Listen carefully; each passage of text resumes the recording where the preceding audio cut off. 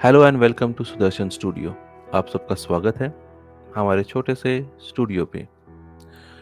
आज का जो गीता के ऊपर जो दूसरा प्रश्न है, आप देख सकते हैं अपने स्क्रीन पर। बट प्रश्न पढ़ने से या सुनने से पहले इम्पोर्टेंट ये है कि प्रश्न का मतलब क्या इतना ज़रूरी है कि उसका जवाब जानना है? नहीं। प्रश्न अच्छा या बुरा नहीं होता, सवाल कभी भी अच्छे बुरे नहीं होते। सवाल सवाल होते हैं और सवाल जो हैं एक जिज्ञासा पैदा करते हैं, एक सोच को निर्माण देते हैं।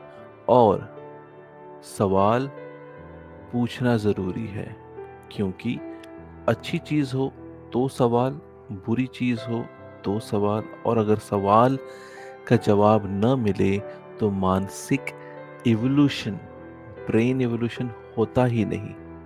हम सवाल करते हैं अपनों से, अपने से और इस सृष्टि से कि ये कैसे बनी, कौन कहाँ से आया, कैसे हुआ। और जब ये प्रश्न हम पूछते हैं तो हमारी मानसिक बुद्धि का विकास होता है। इसी तरीके से आज के जो सीरीज है, दूसरा प्रश्न गीता या भगवत गीता के ऊपर दूसरा सवाल। गीता अध्याय में लिखा है कि युद्ध प्रारंभ होने से ठीक पूर्व अर्जुन, कृष्ण, भीम आदि ने अपने अपने शंख बजाकर युद्ध की घोषणा की। उनके द्वारा किए गए ये भयंकर शंखनादों से धृतराष्ट्र के पुत्र यानी कौरव के हृदय जो हैं फट गए, विदर्न हो गए, यानी यहाँ पे फट गए या टूट गए हैं। तो इतना शंखनाद हुआ था कि कौरवों के जो हृदय है ये टूट गए थे, यानी उनको बहुत हानि हुई थी। ठीक है।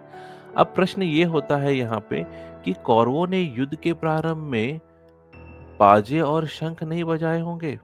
यानी कि जब युद्ध स्टार्ट हुआ होगा या युद्ध स्टार्ट होने वाला है तो कौरवों ने अपने जो योद्धा हैं उनकी मोटिवेशनल के लिए, उनके जिज्ञासा या मोटिवेशन पैदा करने के लिए क्या उन्होंने ये शंखनाद नहीं किया होगा? किया होगा ना, उनका भी उत्साह बढ़ाया होगा। अतः यह संभव नहीं है कि कौरवों ने शंख आदि न बजाए हों। तो गीताकार, जिन्होंने ये गीता महाभगवत गीता लिखी है या महाभारत जिसमें व्यास ने लिखी है, गीताकार ने उनका उल्लेख क्यों नहीं किया? ऐतिहासिक दृष्टि से उनका उल्लेख न होना और सिर्फ पांडवों का ही उल्लेख होना, यानी उन्होंने क्या किया, किस तरीके से किया, ये सब बातें वहां होती हैं, लेकिन कौरवों के बारे में कुछ बात नहीं होती। तो कहीं ना कहीं गीताकार का यह स्पष्ट पक्षपात दिखाई देता है कि वो एक तरफा ही बातें करते हैं। अतः गीता में युद्ध का विवरण पक्षपात पूर्ण होने से मान्य नहीं हो सकता।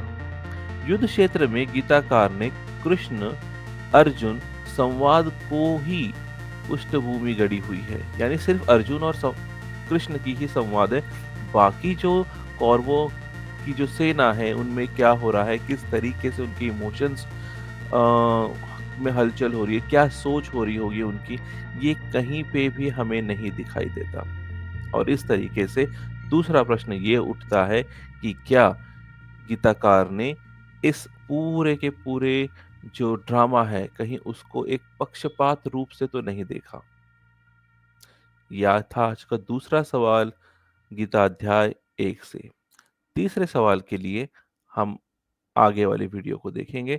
तब तक अगर आपको इस वीडियो से कुछ जानकारी मिली हो और आपको लगता है इसका उत्तर आपके पास है तो प्लीज़ आप कमेंट बॉक्स में दीजिए। और अगर वीडियो अच्छी लगी हो तो प्लीज़ लाइक एंड शेयर। और आप अगर नए हो इस चैनल पे तो सब्सक्राइब कर लीजिए। आगे ऐसे कई सवाल आएंगे जहाँ पे आपको और मुझे जवाबों की तलाश होगी। Till then, take a good care of you and your family and have a great time. Life छोटी है बट जीना फुल ऑन है।